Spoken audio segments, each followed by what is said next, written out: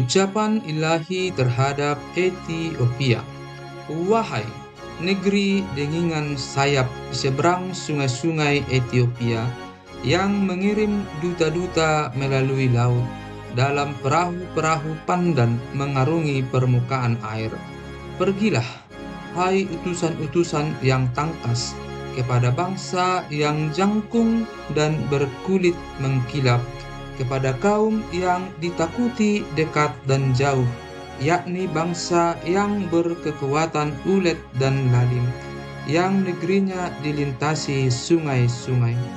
Hai semua penduduk dunia, hai orang-orang yang mendiami bumi, apabila panji-panji dinaikkan di gunung-gunung, lihatlah. Apabila sangkakala ditiup, dengarlah. Sebab beginilah firman Tuhan kepadaku. Aku akan menjenguk dari tempat kediamanku dengan tidak bergerak, seperti hawa panas yang mendidih waktu panas terik, seperti kabut embun di panas musim menuai. Sebab sebelum musim buah, apabila waktu berbunga sudah berakhir, dan gugusan putik menjadi buah anggur yang hendak masak, maka Tuhan akan mengerat ranting-rantingnya dengan pisau pemangkas, dan menyisihkan carang-carangnya dengan memancungnya. Semuanya itu akan ditinggalkan bertumpuk-tumpuk bagi burung-burung buas di pegunungan dan bagi binatang-binatang di hutan. Pada musim panas, burung-burung buas akan bermukim di situ, dan segala binatang hutan pada musim dingin.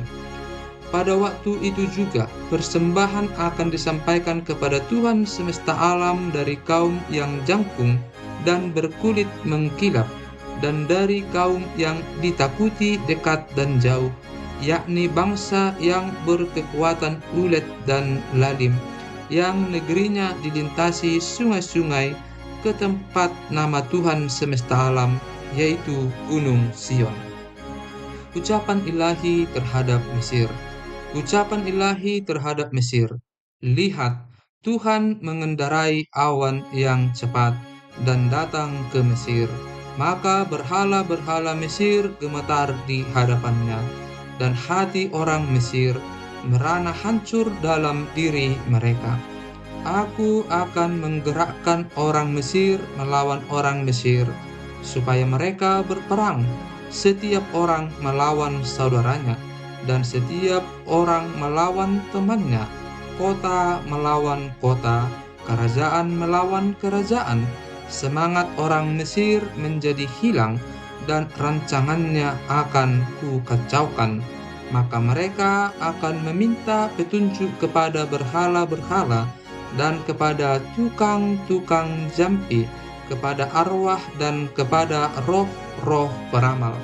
Aku akan menyerahkan orang Mesir ke dalam tangan seorang tuan yang kejam, dan seorang raja yang bengis akan memerintah mereka. Demikianlah firman Tuhan, Tuhan semesta alam.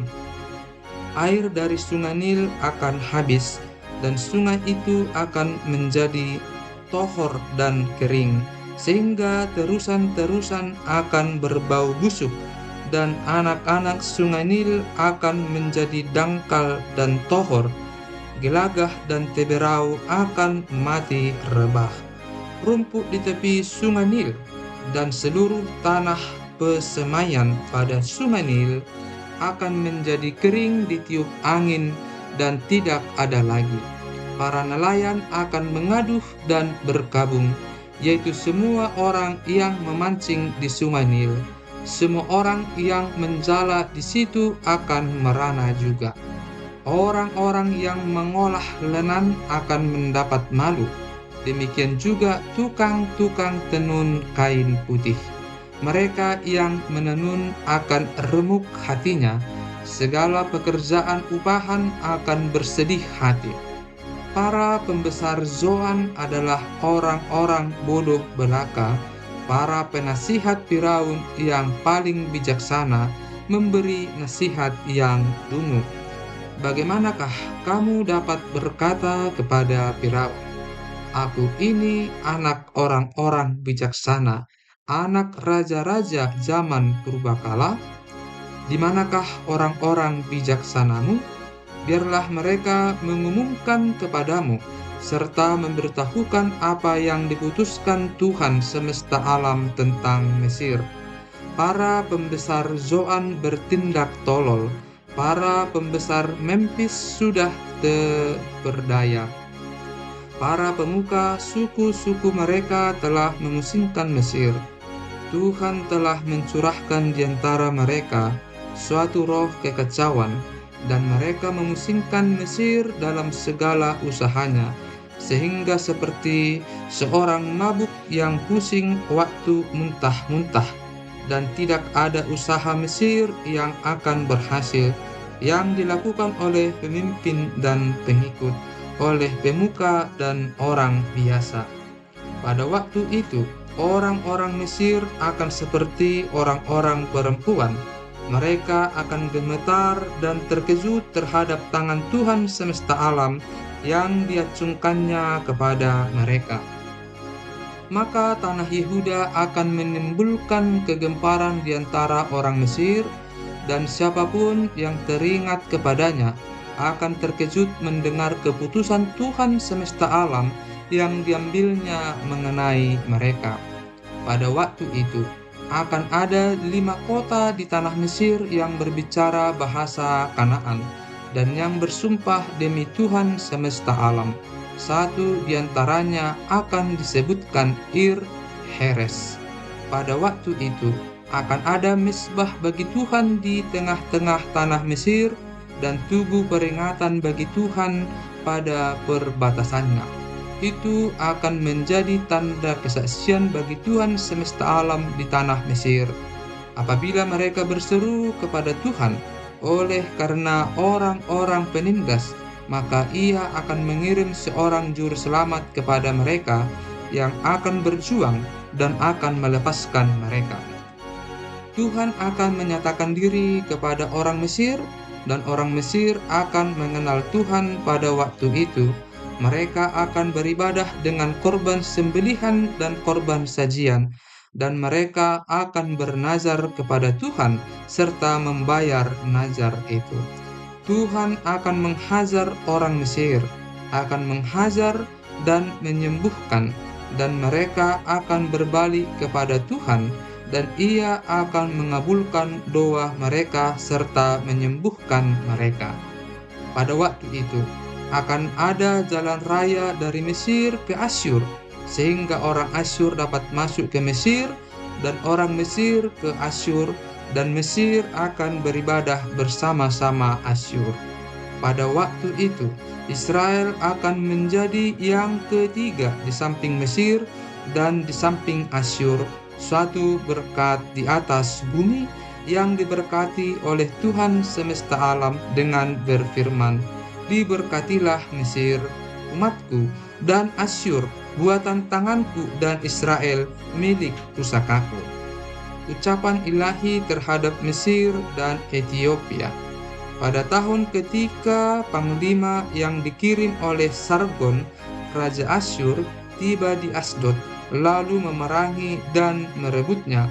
Pada waktu itu, berfirmanlah Tuhan melalui Yesaya bin Amos, firman-Nya, "Pergilah dan bukalah kain kabung dari pinggangmu, dan tanggalkanlah kasut dari kakimu." Lalu ia pun berbuat demikian, maka berjalanlah ia telanjang dan tidak berkasut. Berfirmanlah Tuhan, "Seperti hambaku Yesaya berjalan telanjang dan tidak berkasut 3 tahun lamanya sebagai tanda dan alamat terhadap Mesir dan terhadap Ethiopia, demikianlah Raja Asyur akan menggiring orang Mesir sebagai tawanan dan orang Ethiopia sebagai buangan, tua dan muda, telanjang dan tidak berkasut, dengan pantatnya kelihatan, suatu penghinaan bagi Mesir. Maka orang akan terkejut dan malu karena Ethiopia, pokok pengharapan mereka, dan karena Mesir, kebanggaan mereka. dan penduduk tanah pesisir ini akan berkata pada waktu itu, "Lihat, beginilah nasib orang-orang yang kami harapkan. Kepada siapa kami melarikan diri minta pertolongan supaya diselamatkan dari Raja Asyur. Bagaimana mungkin kami terluput?" Ucapan ilahi terhadap Babel. Ucapan ilahi terhadap padang gurun di tepi laut. Seperti puting beliung mendesing lewat di tanah Negeb, demikianlah datangnya dari padang gurun, dari negeri yang dahsyat. Suatu penglihatan yang kejam telah diberitakan kepadaku. Penggarong menggarong, perusak merusak. Majulah, hai Elam, kepunglah, hai Madai. Aku hentikan semua keluh yang ditimbulkannya. Sebab itu pinggangku amat sakit. Sakit mulas menimpa aku, seperti sakit mulas perempuan yang melahirkan. Aku terbungkuk-bungkuk, tidak mendengar lagi.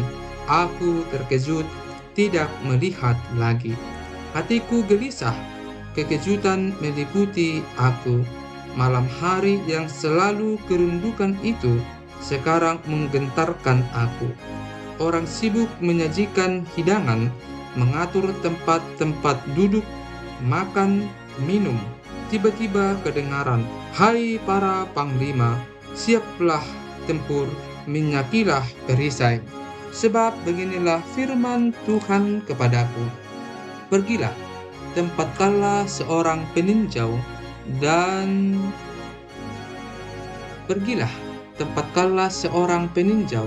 apa yang dilihatnya haruslah diberitahukannya. Apabila dilihatnya pasukan, pasang-pasangan orang berkuda, pasukan keledai, pasukan unta, maka haruslah diperhatikannya sungguh-sungguh dengan penuh perhatian. Kemudian berserulah orang yang melihat itu di tempat peninjauan, "Ya Tuanku, aku berdiri senantiasa sehari suntuk, dan di tempat pengawalanku aku terpancang setiap malam. Lihat, itu sudah datang sepasukan orang, pasang-pasangan orang berkuda." Lalu berserulah ia, katanya, sudah jatuh Babel, dan segala patung berhalanya telah diremukkan dan bertaburan di tanah. Hai bangsaku yang telah dipijak-pijak dan diinjak-injak, apa yang kudengar dari Tuhan semesta alam, Allah Israel, telah kuberitahukan kepadamu. Ucapan ilahi terhadap Duma. Ucapan ilahi terhadap Duma. Ada seorang berseru kepadaku dari Seir, "Hai pengawal, masih lama malam ini. Hai pengawal, masih lama malam ini." Pengawal itu berkata, "Pagi akan datang, tetapi malam juga. Jika kamu mau bertanya, datanglah bertanya sekali lagi." Ucapan ilahi terhadap Arabia. Ucapan ilahi terhadap Arabia.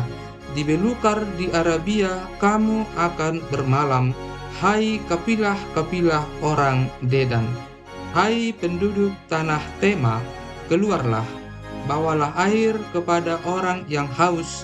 Pergilah, sambutlah orang pelarian dengan roti.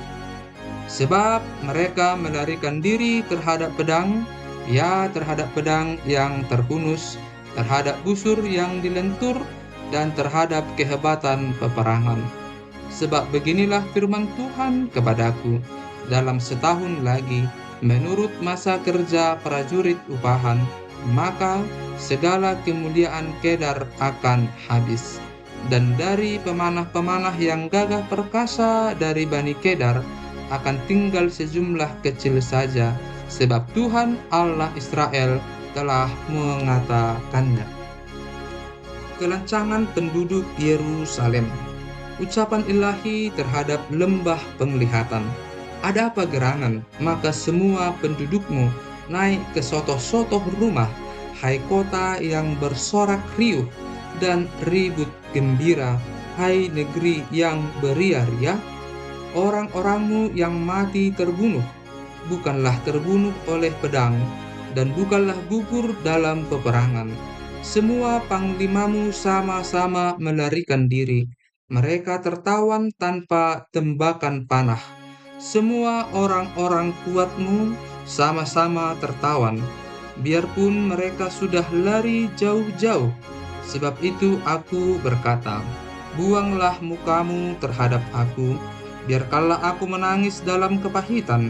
Janganlah mendesak aku supaya aku terhibur mengenai kebinasaan putri bangsaku. Sebab Tuhan semesta alam telah menentukan suatu hari, Ia akan menggemparkan, menginjak-injak dan mengacaukan orang. Di lembah penglihatan, tembok akan dirombak, dan teriakan minta tolong sampai ke puncak gunung. Elam telah memasang tabung panah. Aram datang dengan pasukan berkereta dan berkuda, dan Kir membuka sarung perisai. Maka lembah-lembahmu yang paling indah penuh dengan kereta, dan pasukan berkuda berbaris di hadapan pintu gerbang, dan Yehuda kehilangan perlindungan. Pada waktu itu engkau memandang kepada perlengkapan senjata di gedung hutan. Kamu melihat bahwa memang sudah banyak sekali retak-retak tembok kota Daud, dan kamu mengumpulkan air kolam bawah. Kamu menghitung rumah-rumah di Yerusalem, dan kamu merobohkan rumah-rumah untuk meneguhkan tembok. Kamu membuat tempat pengumpulan air di antara kedua tembok itu untuk menampung air dari kolam yang lama. Tetapi kamu tidak memandang kepada Dia yang membuatnya, dan tidak melihat kepada Dia yang telah sejak dahulu membentuknya. Pada waktu itu Tuhan semesta alam menyuruh orang menangis dan meratap, dengan menggundul kepala dan melilitkan kain kabung. Tetapi lihat, di tengah-tengah mereka ada kegirangan dan sukacita, membantai lembu dan menyembelih domba, makan daging dan minum anggur sambil berseru, marilah kita makan dan minum, sebab besok kita mati. Tetapi Tuhan semesta alam menyatakan diri dan berfirman kepadaku, sungguh kesalahanmu ini tidak akan diampuni sampai kamu mati. Firman Tuhan, Tuhan semesta alam. Tentang Sebna dan Eliakim. Beginilah firman Tuhan, Tuhan semesta alam. Mari, pergilah kepada kepala istana ini, kepada Sebna yang mengurus istana, dan katakan, ada apamu dan siapamu di sini, maka engkau menggali kubur bagimu di sini, hai yang menggali kuburnya di tempat tinggi, yang memahat kediaman baginya di bukit batu. Sesungguhnya Tuhan akan melontarkan engkau jauh-jauh, hai orang. Ia akan memegang engkau dengan kuat-kuat, dan menggulung engkau keras-keras menjadi suatu gulungan, dan menggulingkan engkau seperti bola ke tanah yang luas. Disitulah engkau akan mati, dan disitulah akan tinggal kereta-kereta kemuliaanmu, hai engkau yang memalukan keluarga tuanmu. Aku akan melemparkan engkau dari jabatanmu, dan dari pangkatmu engkau akan dijatuhkan. Maka pada waktu itu aku akan memanggil hambaku, Eliakim bin Hilkiah. Aku akan mengenakan jubahmu kepadanya, dan ikat pinggangmu akan kuikatkan kepadanya, dan kekuasaanmu akan kuberikan ke tangannya. Maka ia akan menjadi bapa bagi penduduk Yerusalem dan bagi kaum Yehuda. Aku akan menaruh kunci rumah Daud ke atas bahunya. Apabila ia membuka, tidak ada yang dapat menutup. Apabila ia menutup, tidak ada yang dapat membuka. Aku akan memberikan dia kedudukan yang teguh, seperti gantungan yang dipasang kuat-kuat pada tembok yang kokoh. Maka ia akan menjadi kursi kemuliaan bagi kaum keluarganya, dan padanya akan digantungkan segala tanggungan kaum keluarganya, tunas dan taruh, beserta segala perkakas yang kecil, dari piring pasu sampai periuk belanga. Maka pada waktu itu, demikianlah firman Tuhan semesta alam, gantungan yang dipasang kuat-kuat pada tempat yang kokoh itu tidak akan kuat lagi, sehingga patah dan jatuh, dan segala tanggungannya itu hancur, sebab Tuhan telah mengatakannya.